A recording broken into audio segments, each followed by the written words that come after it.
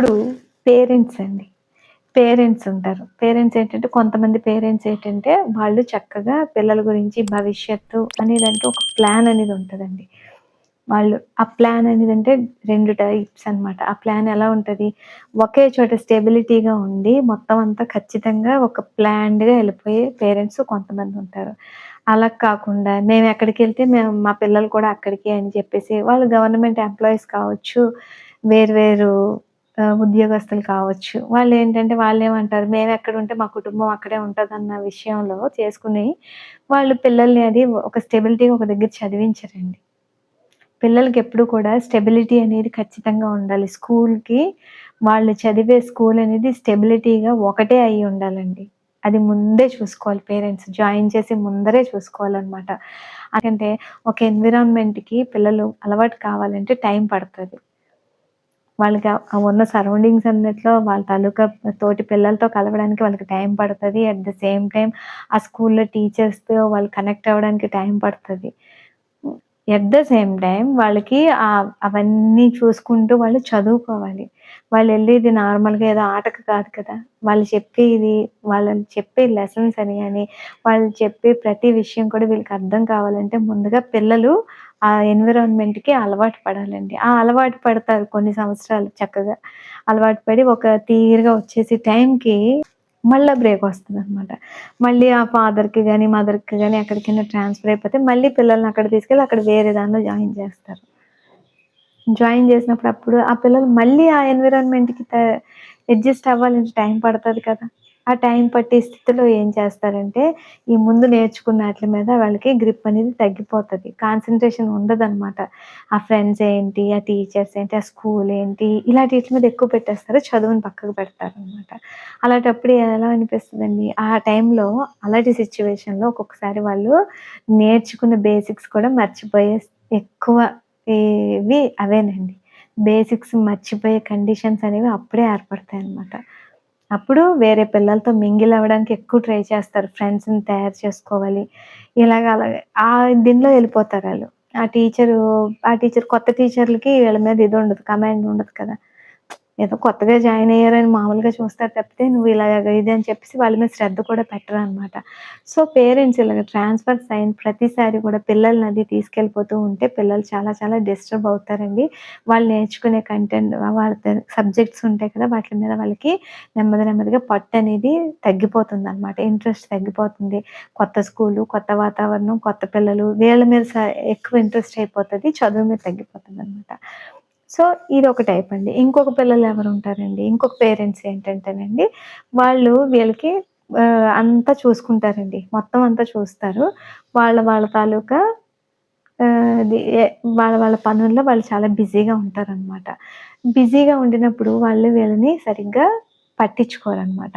పట్టించుకోకుండా స్టార్టింగ్ స్టేజ్‌లో ఏం చేస్తారు, ఒకే స్కూల్‌లో చదువుతారండి మళ్ళీని. పిల్లలిక్కడ ట్రాన్స్‌ఫర్ సెక్షన్ ఉండదనమాట.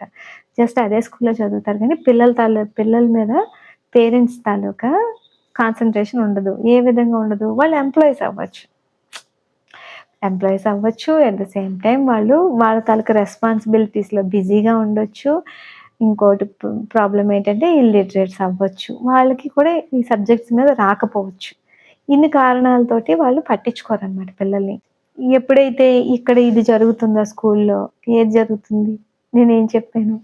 ఏం జరుగుతుందంటే టీచర్స్ ఏంటంటే వాళ్ళు మిగతా పిల్లల్ని పట్టించుకొని వీళ్ళని పట్టించుకోకుండా వదిలేసినప్పుడు వీళ్ళ సబ్జెక్ట్‌లో డౌన్ అయిపోతారు కదా!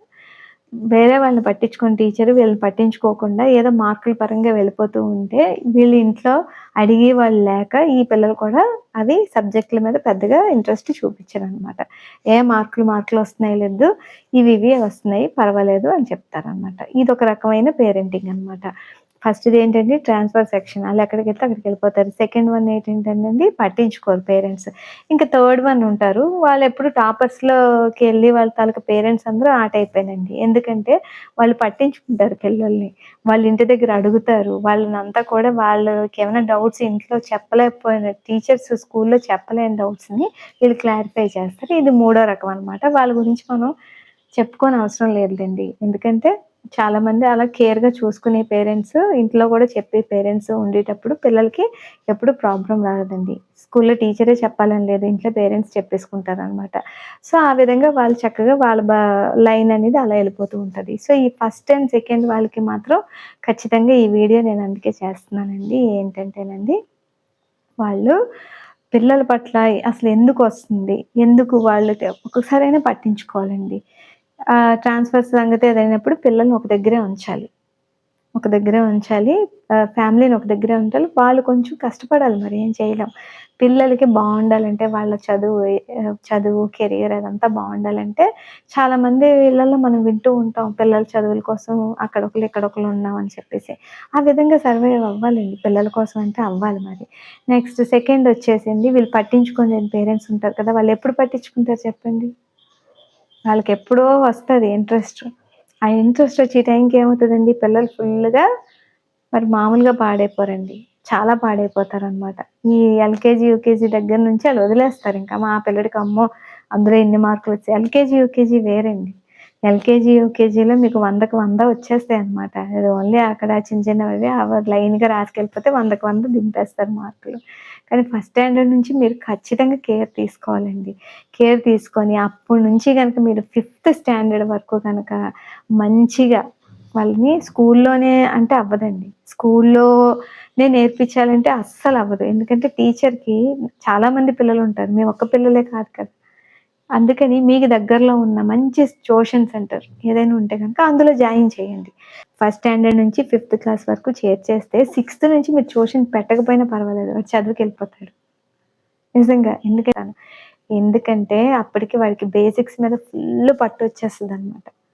వచ్చేస్తే సిక్స్త్ నుంచి 10థ్ వరకు ఇంకా ఫుల్ కాన్సంట్రేషన్ అనేది స్టడీస్ మీద ఏర్పడిపోతదనమాట. ఈ బేసిక్స్ అర్థం అవ్వని పిల్లలు సిక్స్త్ నుంచి చాలా కష్టపడతారండి. వాళ్ళకి సబ్జెక్ట్ అర్థం కాదనమాట. అర్థం కాదు. ఆ టైం అప్పుడు తీసుకొచ్చి పడేస్తారు ట్యూషన్ సెంటర్స్‌లో. ఎందుకు? మా పిల్లలు చదవట్లేదు అంటారు. ఫేస్ చేసారా ఎవరైనా మీలో? ఆ టైంకి అంతవరకు ఈళ్ళొదిలేస్తారు. ఆ 200, 300కి చూస్తారు. ఇప్పుడు మినిమమ్ 500. ఆ 500తో వాళ్ళు ఎన్నో పేరెంట్స్ అయితే ఎన్నో చక్కబెట్టేస్తారు. ఆ 500 టీచర్‌కిచ్చే బదులు చక్కగా చాలా చక్కబెట్టేసుకోవచ్చు అని అనుకుంటారు. కానీ పిల్లల తాలూకా భవిష్యత్ ఏమవుతుందని ఎవ్వరు ఆలోచించరు. మార్కులొచ్చేస్తున్నాయి పర్వాలేదు. ఎలాగోకలాగా ఏసేస్తారు. ఆళ్ళేసేస్తారు మరి మార్కులు. స్కూల్‌లో టీచర్ లేకపోతే పైన అడ్మినిస్ట్రేషన్ డిపార్ట్‌మెంట్ ఊరుకోదాళ్ళకి. ఆహా! ఈ పిల్లలు చదవలేదంటే కంప్లెయింట్ ఇస్తే పేరెంట్స్ వచ్చేస్తారు మీదకి అని చెప్పేసి వాళ్ళు మార్కులేసేస్తారు. పే పేపర్ ఎలాగున్నా పర్వాలేదు. సో, ఇలా ఆలోచించే పేరెంట్స్ ఏంటంటే లాస్ట్ మినిట్‌లో తీసుకొస్తారు. అంతవరకు వదిలేస్తారు. వదిలేసి అప్పుడు తీసుకొచ్చిన తర్వాత ఏమవుతదండి, ఆ పిల్లోడికి మళ్ళీ మొట్టమొదటి నుంచి మనం నేర్పించాలనమాట. అందుచేత మీ అందరికీ నేను చేసే విజ్ఞప్తి ఏంటంటే ఎల్‌కేజీ, యూకేజీ మొత్తం అంతా అయిపోయిన తర్వాత ఫస్ట్ స్టాండర్డ్ నుంచి ఫిఫ్త్ క్లాస్ వరకు కూడా ఎట్టి పరిస్థితుల్లో కూడా మీరు ఆ పిల్లోడి తాలూకా స్టడీస్‌లో మీరు యాక్టివ్ పార్ట్ అనేది తీసుకోవాలి. మీరు ఇంటి దగ్గర చెప్పగలిగితే చెప్పండి. రోజు చెప్పాలి. ప్రతీది కూడా వాళ్ళ స్కూల్‌లో ఏ వర్క్ ఇస్తున్నారో దాన్ని మీరు చక్కగా కూర్చొని మీ పిల్లలకి మీరే చేయించగలిగే కెపాసిటీ ఉంటే చక్కగా చేయించియండి. టైము, కెపాసిటీ 2 ఉంటే చేయించియండి. అది లేనప్పుడు చక్కని ట్యూషన్ సెంటర్ చూసి అక్కడికి పంపించండి పిల్లల్ని. ఫిఫ్త్ క్లాస్ వరకు కంపల్సరీగా పంపించండి. పంపించిన తర్వాత సిక్స్త్ నుంచి ఏంటంటే ఇంక వాళ్ళు ఒక దారిలో పడిపోతారు. నిజంగా. అప్పుడు పర్ఫెక్ట్‌గా ఉండడం వల్ల మొత్తం బేసిక్స్ అలా చెప్పుతూ ఉండడం వల్ల వాళ్ళకి ఫుల్‌గా గ్రిప్ వస్తదనమాట సబ్జెక్ట్స్ మీద. సో, 10థ్ వరకు ఇంక మరి చూసుకోక్కర్లేదు. 10థ్ క్లాస్‌లో ఎలాగో అక్కడ అరగపావేస్తారులెండి. ఇప్పుడు ఇవన్నీ నేర్చుకున్నోళ్ళకి అక్కడ కష్టం అవ్వదు కదా! శుభ్రంగా అక్కడ స్టడీ అవర్స్ అని కూర్చోబెడతారు నైన్త్ నుంచి. సో, నైన్త్ నుంచి ఏంటంటే అక్కడ టీచర్స్ చూసుకుంటారు. అప్పుడు మీరింక ట్యూషన్ పంపించక్కర్లేదు, ఏం అవసరం లేదు.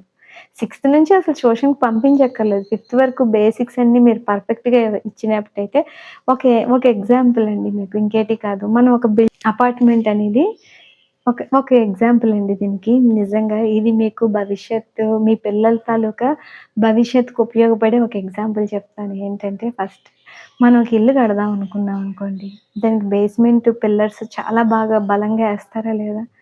అదే విధంగా బేసిక్స్ నేర్చుకునే 5థ్ స్టాండర్డ్ వరకు కూడా మీ పిల్లలకి మంచి పవర్‌ఫుల్ ఎడ్యుకేషన్ బేసిక్స్ మీద ఇవ్వండి.